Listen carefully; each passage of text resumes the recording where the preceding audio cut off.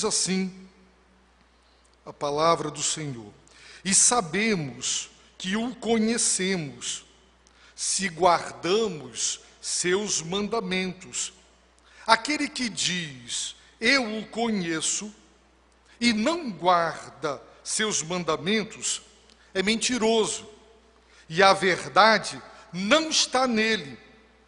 Mas todo o que guarda a sua palavra, neste o amor de Deus tem de fato se aperfeiçoado, e assim sabemos que estamos nele. Oremos. Pai, socorre-nos, Senhor, inclina nossos corações para ouvir. Pai, atrai o nosso coração para a Tua palavra, assim como a luz atrai os insetos, que a Tua santidade possa atrair os nossos corações pecaminosos e rebeldes, para que ouçamos a Tua voz nesta manhã e sejamos abençoados por Ti, Pai. Nós precisamos de Ti, Senhor. Vem pelo Espírito e pela palavra, vem nos visitar, Senhor. Precisamos de Ti. Humildemente pedimos isso em nome de Jesus. Amém. Queridos irmãos, esta passagem que vamos considerar agora de manhã, ela é da máxima importância. O apóstolo João, embora um pescador, um homem rude, simples, nos é dito nos evangelhos que as autoridades, ao conversarem com eles, constataram que eram iletrados. Com certeza deviam falar errado e deveriam falar com o sotaque da Galileia.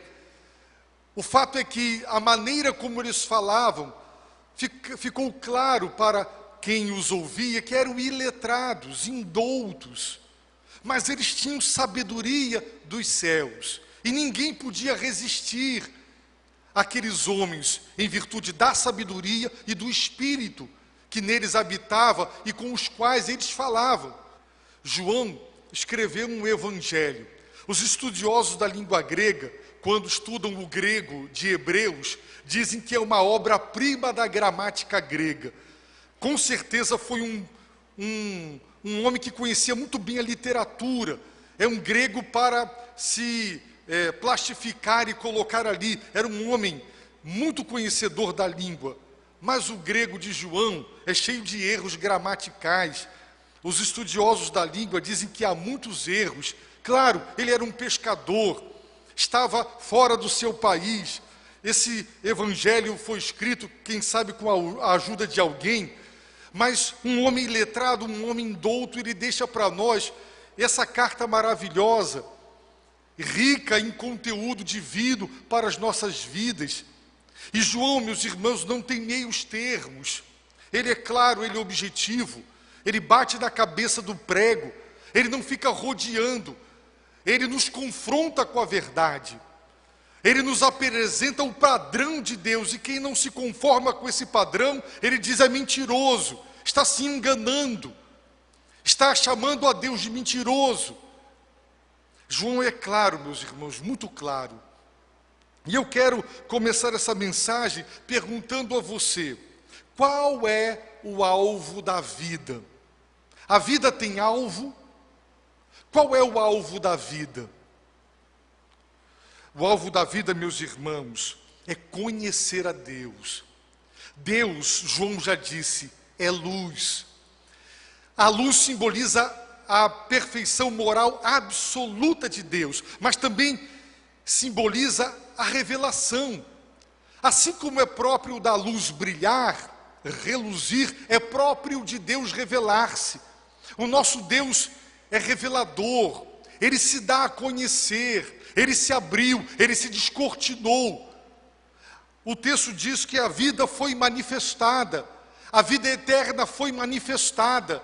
2 vezes fala da manifestação, algo que se tornou público, notório. Deus é luz, e Ele revelou a verdade acerca de si mesmo, Ele se auto-revelou. Deus é luz, Ele se deu a conhecer. O homem só conhece a Deus porque Deus é luz, Deus se revelou. Se Deus não tivesse se revelado, o homem nunca o conheceria. Portanto, o alvo da vida é conhecer a Deus, porque Ele se revelou, e Ele se revelou para ser conhecido. Esse é o alvo da vida. Uma pessoa que conquistou muitos dos seus objetivos, mas não conheceu a Deus, ele não alcançou o alvo, o sentido da vida, que é conhecer a Deus. E qual é o alvo do conhecimento? Se a vida tem alvo, e o alvo é conhecer a Deus, qual é o alvo do conhecer a Deus? Para João, é obedecer. A obediência é o propósito que nos move a conhecer a Deus. E qual é o alvo da obediência? Ser como Deus é. Nos conformarmos e nos tornarmos cada vez mais semelhantes a Ele. Por quê? Porque os mandamentos de Deus revelam a natureza e o caráter de Deus. Quando você lê os 10 mandamentos, você está conhecendo quem Deus é, como Ele pensa. Os mandamentos de Deus revelam sua vontade. A vontade de Deus revela sua própria natureza, seu próprio caráter. Portanto, o alvo da obediência aos mandamentos de Deus é ser como Ele é. Vamos abrir, meus irmãos, em Romanos 8, 29. Pois os que conheceu por antecipação, também os predestinou para serem conformes à imagem de seu Filho. Agora veja 2 Coríntios, capítulo 3, verso de número 18. Mas todos nós, com o rosto descoberto, refletindo como um espelho a glória do Senhor, somos transformados de glória em glória na mesma imagem que vem do Espírito do Senhor. O alvo da salvação é ser semelhante a Jesus, e o Espírito nos transforma progressivamente na mesma imagem. Portanto, o alvo da vida é conhecer a Deus. O alvo do conhecimento de Deus é a obediência. E o alvo da obediência é ser semelhante a Ele, parecer-se com Ele, moralmente, caráter, conduta. Meus irmãos, quando você quer aprender a fazer um bolo, um prato, a pessoa lhe dá uma receita e diz assim: siga à risca, use somente esses ingredientes nas quantidades especificadas e misture na sequência que está sendo indicada, faça e siga à risca, e você vai ter o resultado. Ou alguém lhe faz um mapa e diz: siga à risca, entre a esquerda, tantos quilômetros à direita, e você segue e obedece, mas é uma obediência a regras, mas você não tem amor a essas regras, não há uma relação entre você e elas. O alvo da obediência não é obedecer regras, legalismo. Não, o alvo, meus irmãos, é amar estes mandamentos de Deus, que revelam quem Deus é, e na obediência a esses mandamentos, porque nós os amamos, nós nos tornamos parecidos com aquele que promulgou esses mandamentos. Portanto, quando obedecemos aos mandamentos, às regras prescritas por Deus, não é uma obediência cega, uma obediência sem coração. Amor pelos mandamentos existe no coração daquele que crê. Portanto, o alvo da vida é conhecer a Deus, o alvo do conhecimento de Deus é obedecer, e o alvo da obediência, queridos irmãos, é ser conforme Jesus é. No entanto, nunca nos esqueçamos que a nossa obediência não nos salva, mas a salvação nos leva à obediência. A obediência aos mandamentos de Deus não é um meio de sermos salvos, mas ela evidencia a salvação. Sempre que você observar uma vida obediente a Deus, guardando os seus mandamentos, a dedução é lógica e inevitável. Ele conhece a Deus. Porque os mandamentos de Deus, meus irmãos, não salvam, mas os salvos guardam os seus mandamentos. A obediência de Jesus foi plena e perfeita. E é com base nela, porque o texto diz em 1 João 2, que Jesus Cristo, o justo, para falar do caráter perfeito e da plena e perfeita obediência que ele prestou ao Pai, e é porque ele é o justo que pode ser o nosso advogado e pode ser a propiciação, o sacrifício que aplaca a ira de Deus. É o seu caráter quem o qualifica para fazer a obra. A obra de Jesus tem como pressuposto e fundamento sua impecabilidade, sua plena e perfeita obediência, o justo. Portanto, vamos aprender isso. Por isso João está dizendo assim: e sabemos que o conhecemos. Olhe para a primeira frase do verso 3. E sabemos que o conhecemos. Você sabe que conhece a Deus? Ser cristão é saber, é ter esse saber. Qual saber? Eu conheço a Deus. Eu quero lhe perguntar, você conhece a Deus? Como é que você sabe que você realmente o conhece? Se você me disser assim, você conhece o pastor Martin Lloyd-Jones? Eu vou dizer, conheço. Ian Murray escreveu 2 volumosos livros, uma biografia completa da vida de Martin Lloyd-Jones. Escreveu um 3º volume, quando ele teve acesso a todas as correspondências dele, para a esposa quando em viagem, para os filhos, para os amigos. Quem lê estes 3 livros e seus sermões pode dizer, eu o conheço, mas eu nunca o conheci pessoalmente. Eu tenho muitas informações a respeito dele, mas eu nunca o conheci. João está dizendo, sabemos que o conhecemos. Como eu posso saber que eu conheço a Deus? A diferença é que Lloyd-Jones morreu. Jesus é vivo, ele é ressurreto, e eu posso ter uma experiência de conhecê-lo. No grego e no hebraico, conhecer é mais do que ser informado a respeito de. Se você for para uma classe e alguém lhe contar a biografia de um grande líder, você conhecerá detalhes da vida daquela pessoa. Você conhecerá muito. Você tem muito conhecimento acerca dela. Você não tem conhecimento dela porque você nunca teve contato pessoal e direto com ela. Portanto, que tipo de conhecimento a Bíblia está falando aqui? João está dizendo, e sabemos, nós sabemos que nós o conhecemos. Como? Ele diz, se guardamos seus mandamentos. Guardar os mandamentos não é condição para conhecer, não é pré-requisito para conhecer, mas é evidência, é sinal concreto, palpável, tangível de que eu o conheço.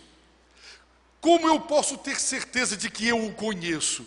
Eu devo olhar para mim mesmo e perguntar, eu guardo seus mandamentos?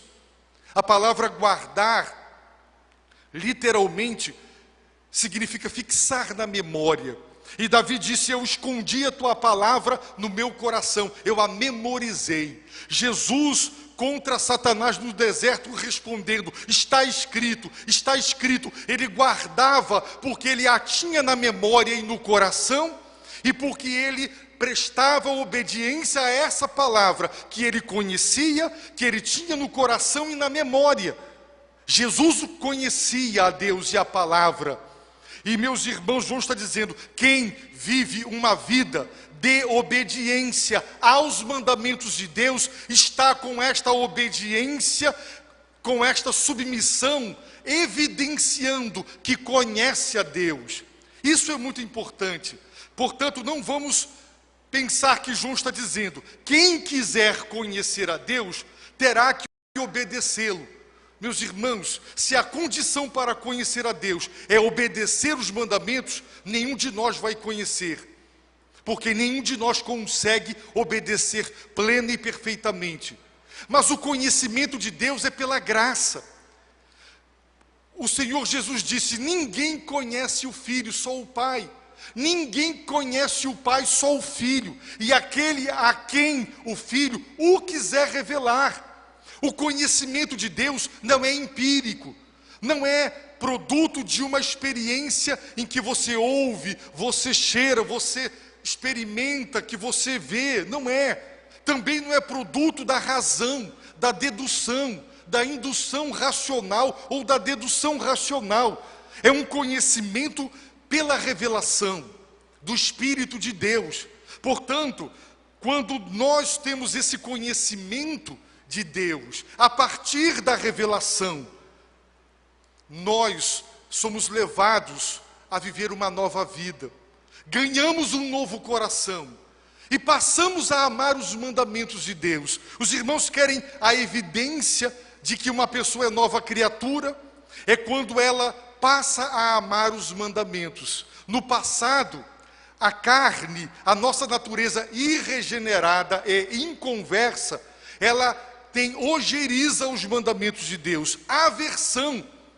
Eles são vistos como cerceadores da liberdade, como impedimentos que limitam a nossa vida. E as pessoas dizem: os mandamentos de Deus são cruéis, eles são difíceis, eles são penosos ou pesados. Dá pena ver alguém obedecer, porque é difícil. Mas quando Deus nos dá um novo coração, esse coração passa a amar os mandamentos. Porque se os mandamentos de Deus revelam a Deus, amá-los equivale a amar a Deus que os promulgou. Se os mandamentos de Deus nos ensinam a respeito do caráter e da natureza de Deus, quem ama os mandamentos de Deus o ama. Por isso o Salmo 119 é lindo, porque nós encontramos ali várias vezes os salmistas dizendo do seu amor pelos estatutos, os preceitos, as normas, os testemunhos, os mandamentos do Senhor. E eles falam do prazer, da satisfação, comparam ao mel, comparam ao trigo fino, comparam ao que há de mais saboroso na terra, os mandamentos de Deus, para externar a alegria, o prazer, a satisfação de obedecer. O que é esta obediência e este amor aos mandamentos revela? Um novo coração. Agostinho, o grande pensador cristão, ele disse a Deus, no livro As Confissões: dá o que pedes, e pedes o que quiseres. Deus, me dê um coração obediente, e me peça a obediência, mas se não me deres o que me pedes, como eu poderei? Então ele disse: dá o que pedes, e pedes o que quiseres. Deus nos deu um novo coração. Nós somos filhos do Pai. Esta carta fala do novo nascimento. Para nós os mandamentos de Deus são os mandamentos do Pai, daquele que nos ama. E João está dizendo: nós sabemos que o conhecemos através do seguinte teste: se guardamos seus mandamentos. Portanto, pergunte a si: você é uma pessoa que guarda os 10 mandamentos? Você os conhece, você guarda, obedece, se submete aos 10 mandamentos? Se a resposta é: pastor, com jejum e oração e com socorro do Espírito, eu tenho procurado, eu tenho me esforçado para obedecer, porque é óbvio que nenhum de nós vai imaginar que Deus espera de nós uma obediência perfeita. Quando Jesus curou um homem há muitos anos doente, e o encontra no templo, ele diz: não peques mais, para que algo pior não te suceda. Depois, quando a mulher pega em flagrante adultério, não é apedrejada a partir da sua palavra, ele diz a ela: não peques mais. Será que Jesus estava pensando que aquela mulher e aquele homem poderiam, a partir dali, nunca mais pecar? Não. Mas o desafio é esse, é não pecar. Quando o Senhor diz, sede vós, pois, perfeitos, como é perfeito o vosso Pai, Ele não estava imaginando que nós alcançaríamos esta perfeição divina na terra. Mas o desafio é ser perfeito. Esse é o alvo. O alvo é não pecar. João diz, eu vos escrevi estas coisas para que não pequeis. Se pecar, tem a provisão do Pai, o sangue de Jesus. Ele é o justo, Ele é o advogado, Ele é a propiciação, é a provisão de Deus para restaurar, se confessarmos e não negarmos os nossos pecados. Portanto, segundo a Bíblia, conhecimento e obediência andam de mãos dadas. Quem conhece a Deus, obedece a Deus. Uma vida de desobediência a Deus, ela revela ou ela sinaliza ignorância de Deus. Vamos ver isso nas Escrituras? Vamos lá? 1 Samuel 2:12.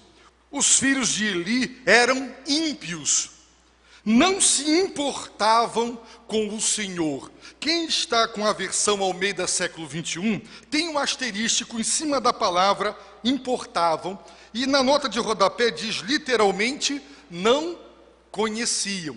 Observaram? Os filhos de Eli eram ímpios.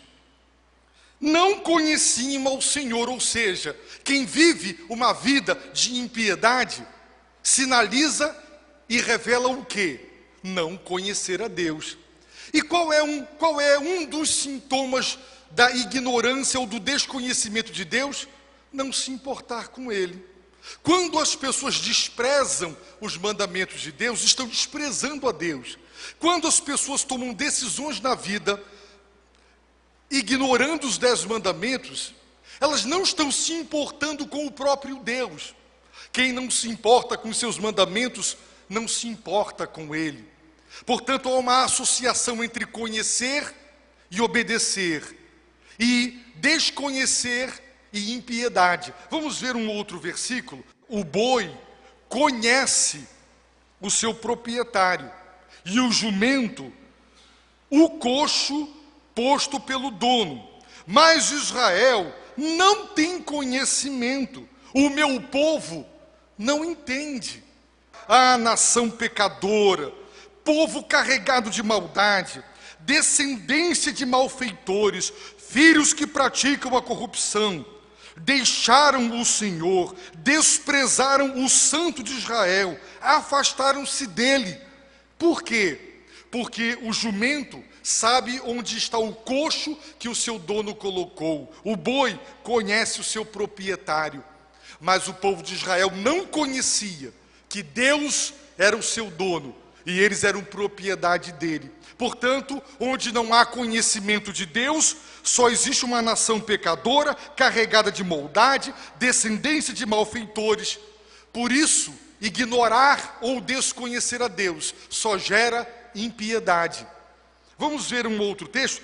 Ai dos que se levantam cedo para se embebedar e continuam até a noite bebendo vinho para se aquecer. Em suas festas há harpas e liras e tamboris, flautas e vinho, mas não reconhecem os feitos do Senhor, nem olham para as obras de suas mãos. Portanto, o meu povo já está no cativeiro por falta de entendimento, e os seus nobres morrem de fome, e a sua multidão de sede. Por quê? Por falta de entendimento, conhecimento. Portanto, onde há vida pecaminosa, aquilo revela a falta de conhecimento de Deus. Vamos para Jeremias, capítulo 9.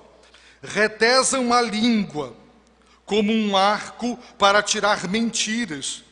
Prevalecem na terra, mas não para a verdade, porque pecam, indo de mal a pior, e não me conhecem, diz o Senhor.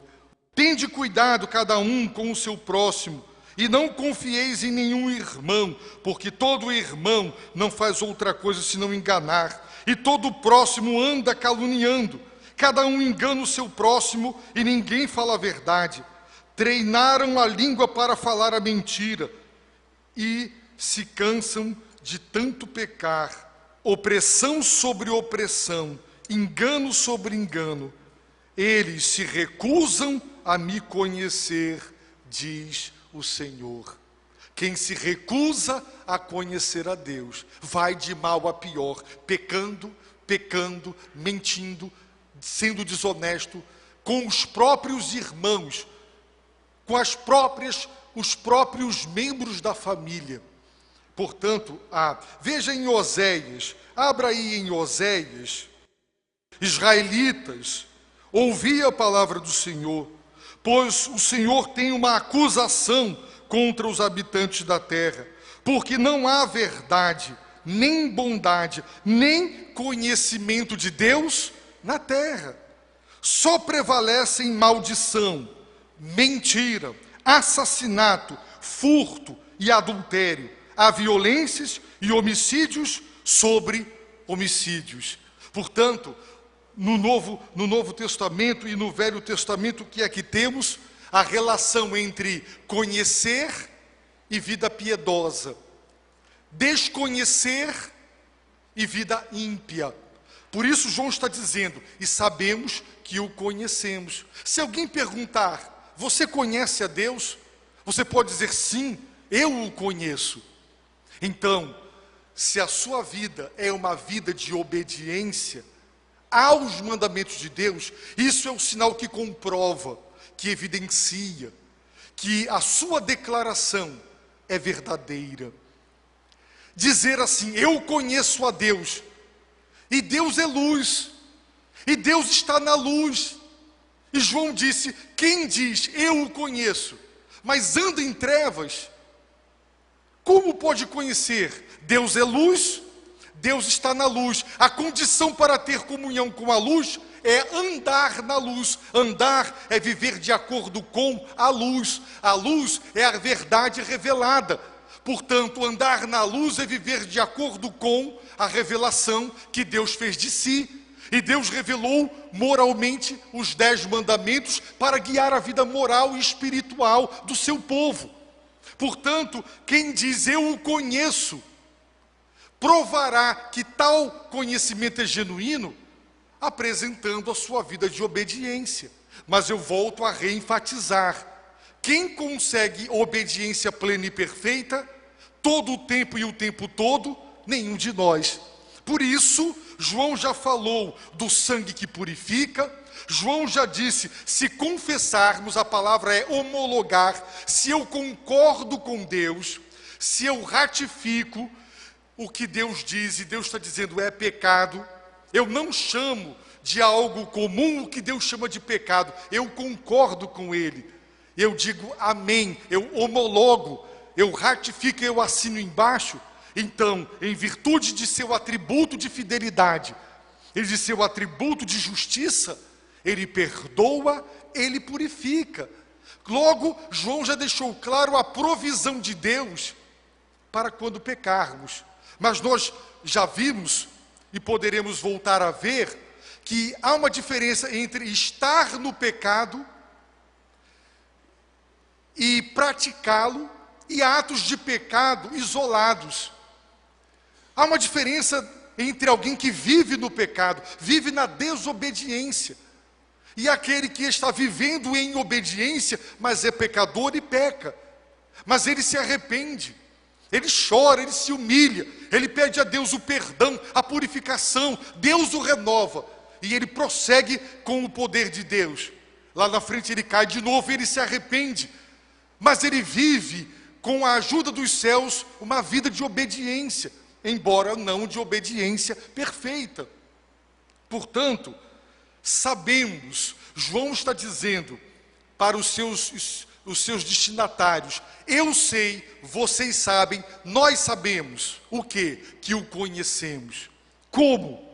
Se guardamos os seus mandamentos. Você guarda os mandamentos de Deus? Você se esforça? Você se ajoelha e diz, Deus, eu amo cada um dos 10 mandamentos. Eu amo cada um deles. Eu creio na bondade intrínseca de cada um deles. Eu creio na justiça que há em cada um deles. E eu creio que obedecê-los me tornará cada vez mais parecido contigo. Agora, Deus, dá-me forças para obedecer. Ensina-me a fazer a tua vontade. Se nós oramos assim, meus irmãos, é porque nós o conhecemos. Agora vejam o contrário, verso 4. Aquele que diz, eu o conheço, e não guarda seus mandamentos, é mentiroso.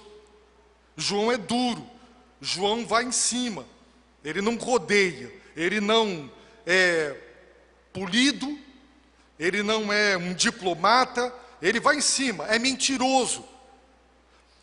Ele está refutando hereges que diziam, eu conheço a Deus, mas a vida moral deles era imoral. E João está dizendo, é mentira. Quem diz que conhece a Deus, mas não vive uma vida de obediência aos seus mandamentos, está mentindo, não conhece a Deus, porque o conhecimento de Deus gera santidade, é sinal de santidade, e a ignorância de Deus, ou o desconhecimento de Deus, simboliza impiedade. Então, irmãos, uma coisa é o que se diz, outra coisa é o que se vive. Sempre se tentou divorciar religião da ética, sempre. Eu posso confessar minha fé, eu posso professar a minha fé, eu posso declarar no que eu creio, mas a minha conduta, o meu caráter é diferente. Irmãos, na Bíblia não tem isso. Quem conhece a Deus, obedece a Deus. A desobediência prova que a pessoa ainda não chegou a ter um conhecimento pessoal, íntimo, um encontro com Deus. Então, isso para nós é muito importante.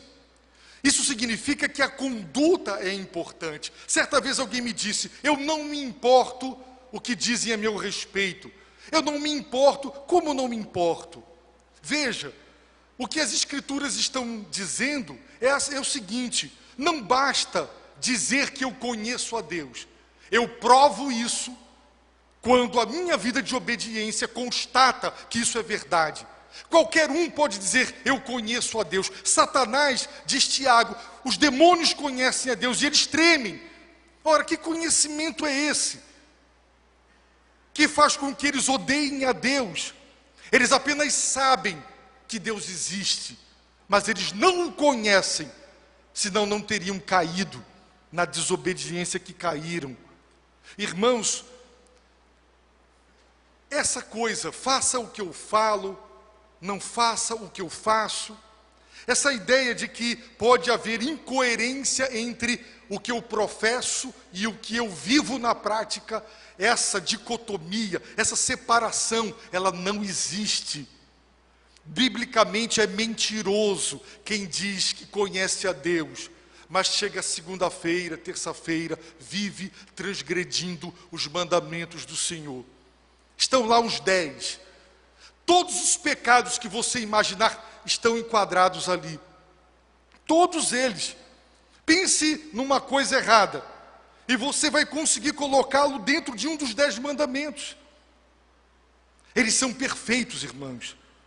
Deus codificou em 10 mandamentos toda a vida moral do ser humano.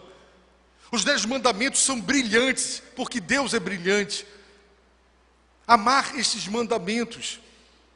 Então, o fruto do Espírito, olhar para a conduta de uma pessoa chega lá no seu trabalho, bom dia, sou um novo funcionário, sou crente, eu conheço a Deus, beleza, vamos observar, vamos conviver com Ele, e vamos ver se Ele mente, vamos ver como são os olhares dele, vamos ver isso, vamos ver aquilo, vamos ver, o tempo vai passar.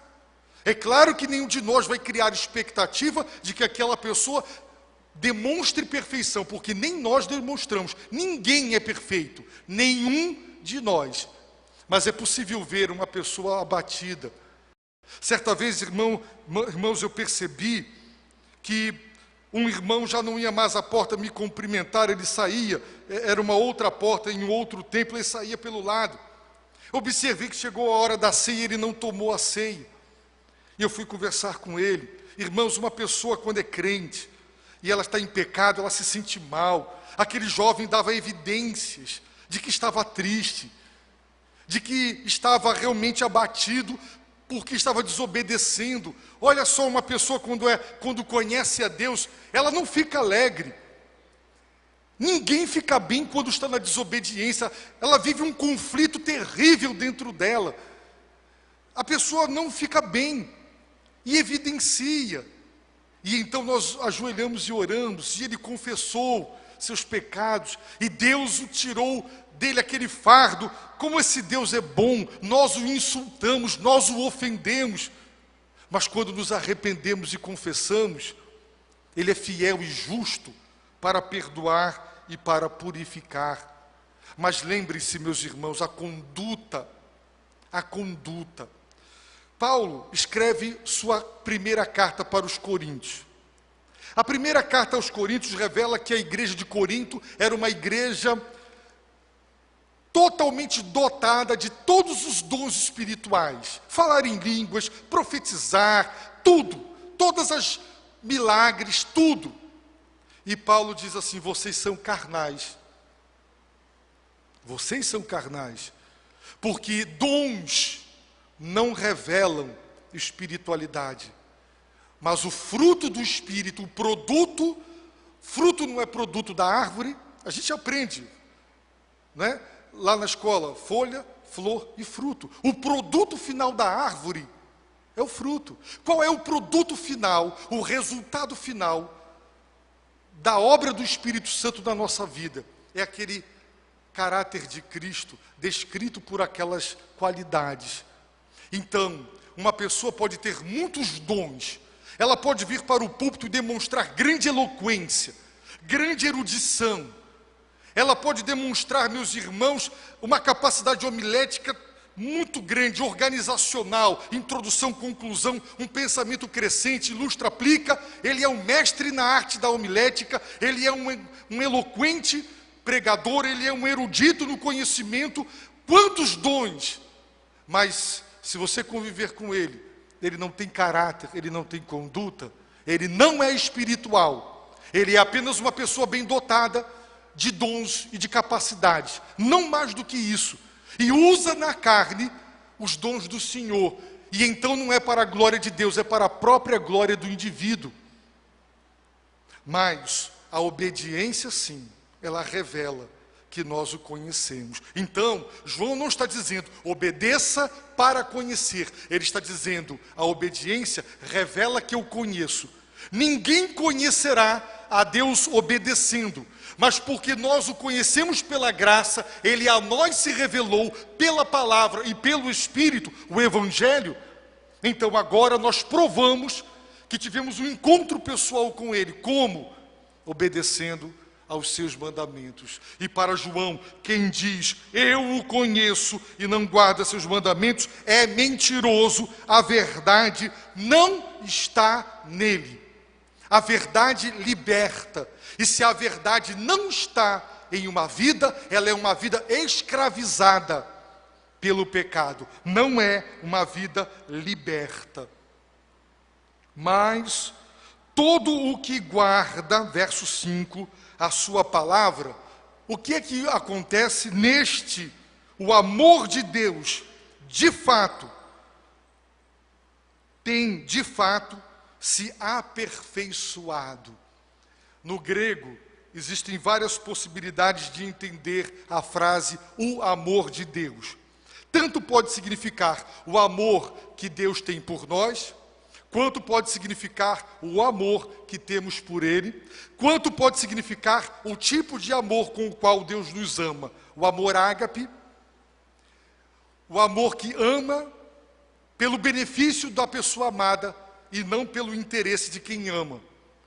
A frase pode significar as três coisas, e em 1 João você encontra essas três maneiras diferentes de falar do amor de Deus.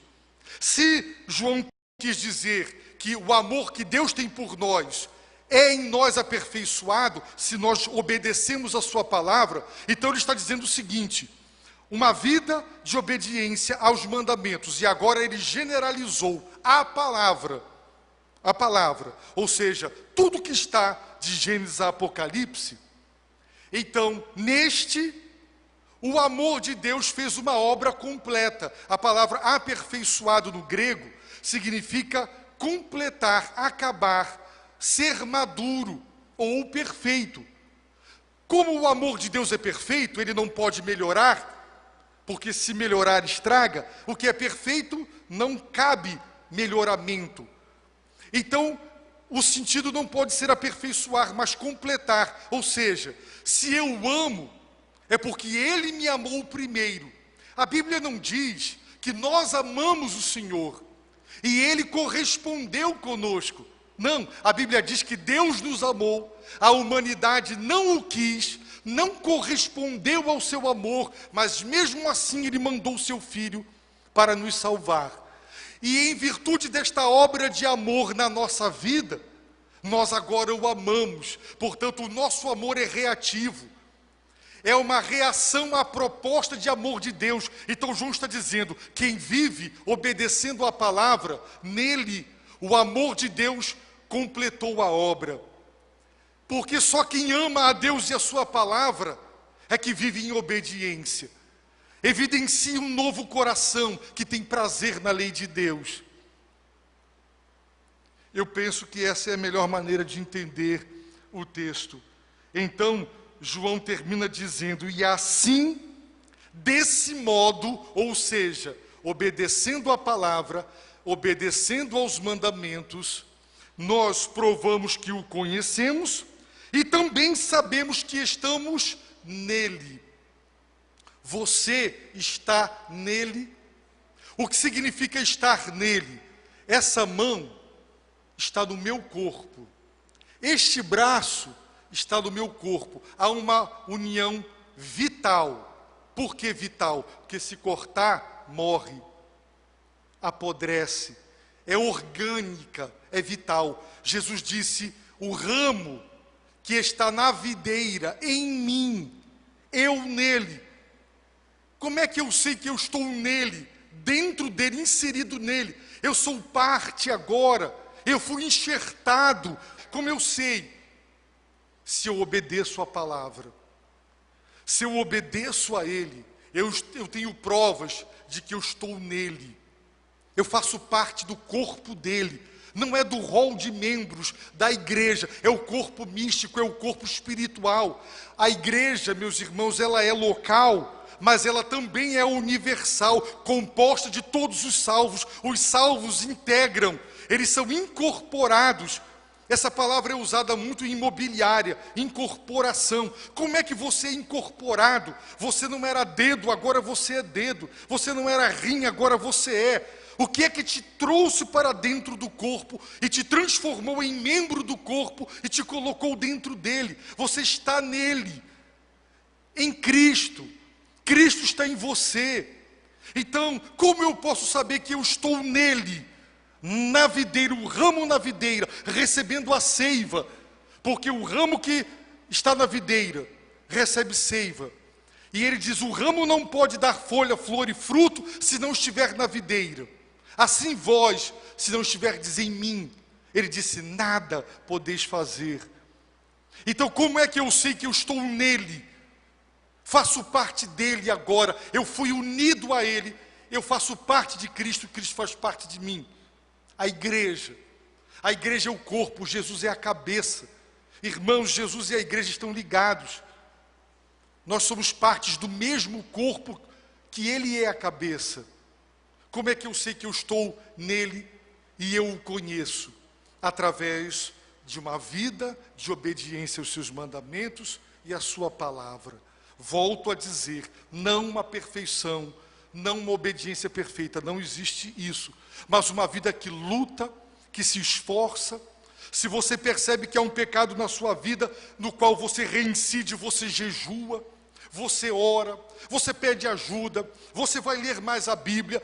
Olha o teu esforço e Deus está vendo que você quer superar, que você quer obedecer, e Deus te visita e você percebe que está conseguindo vencer, e você sabe que é a ajuda de Deus. Mas nós somos tão pecadores, né? Basta as coisas ficarem bem, você afrouxa na leitura da Bíblia, você relaxa com a oração. Jejum não existe na vida de muita gente, não existe. Eu não vou fazer essa pergunta, mas se eu perguntasse quantos jejuam, irmãos, o jejum na Bíblia entra principalmente para a confissão de pecados. Se tem pecado na nossa vida nos vencendo, nos derrotando, jejuar e orar. Tem uma casta possuindo alguém, vamos enfrentar. Jesus disse, essa casta só sai à força de jejum e oração. Ou seja, tem que jejuar para fortalecer a oração, para enfrentar o inimigo. Irmãos, se você e eu não lançarmos mão dos recursos que Deus nos deu, a armadura de Deus, se você não pega essa armadura e veste, Deus é o culpado de você ter levado uma flechada, você não botou a couraça da justiça, Deus é o culpado da lança ter atravessado você, você foi para a guerra sem o escudo da fé, sem o capacete da salvação, sem a espada do Espírito, queria vencer? Não pode. Irmãos, o alvo da vida é conhecer a Deus. O alvo do conhecimento é obedecer a Deus. O alvo da obediência, ser como Deus é. Porque os mandamentos de Deus, quando obedecidos, têm poder de nos transformar cada vez mais parecidos com Ele. Assim, eu posso rechaçar todos os ataques do diabo dizendo, você não conhece a Deus. Eu digo, Senhor, eu te conheço sim, Pai. Não tenho sido perfeito na minha obediência, mas, Pai, eu tenho lutado para te obedecer. Irmãos, eu termino dizendo assim, me dá tanta tristeza quando alguém diz, olha, vou separar, olha, eu vou divorciar. Aí eu paro assim para pensar, meu Deus, e os teus mandamentos? A gente joga fora os mandamentos de Deus? Será que, a partir de quando nós vamos entender que quem obedece prova que conhece, que desobediência é prova de estar desprezando a Deus? Irmãos, tem horas que me dá vontade de nunca mais fazer aconselhamento e só visitar realmente enfermo, porque o púlpito é um aconselhamento coletivo. O púlpito está aqui, a palavra é um aconselhamento. O que é que falta? Obediência. Obediência. Quando uma pessoa diz assim, eu vou separar, é desobediência a Deus, pronto.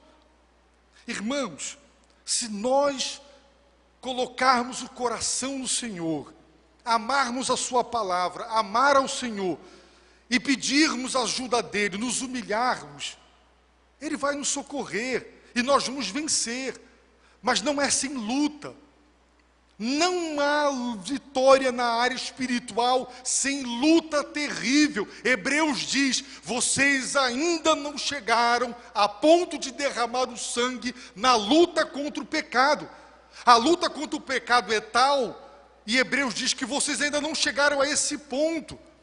E eu me lembro, não é, lá no Iraque, lá no Afeganistão, aqueles soldados do Bin Laden, escondidos, cercados, lutando até morrer, não se entregam, vão combater até a morte, mas não vão se entregar, vão derramar o sangue, mas não se entregam. É esse tipo de combate, ou de combatente, que Deus quer, que não se entrega, prefere derramar o sangue, morrer, mas não se entrega. É assim que nós temos que lutar contra o pecado na nossa vida. E Hebreus diz, ainda não chegastes a este ponto. Pode ser que seja necessário. Porque é luta, meus irmãos, é luta. Ninguém é puro à toa, ninguém é santo sem trabalho, sem luta e sem esforço. Existem alguns movimentos que dizem, vamos para um encontro, e ali vai haver uma visitação, e você voltará outro. Irmãos, se você não é salvo, E se você encontrar o Senhor, você voltará outro sim. Mas entendam que uma experiência de um retiro nos dá um pouquinho de gás para continuar. Se não continuar, orando, jejuando, estudando a palavra, adorando e servindo, vai cair de novo, vai enfraquecer de novo, vai voltar para a desobediência. Luta. É guerra espiritual, é luta. Então, lembremos, obediência aos mandamentos revela conhecimento de Deus. Você é uma pessoa obediente? Tem lutado para obedecer? Se tem, então você conhece a Deus e você está nele.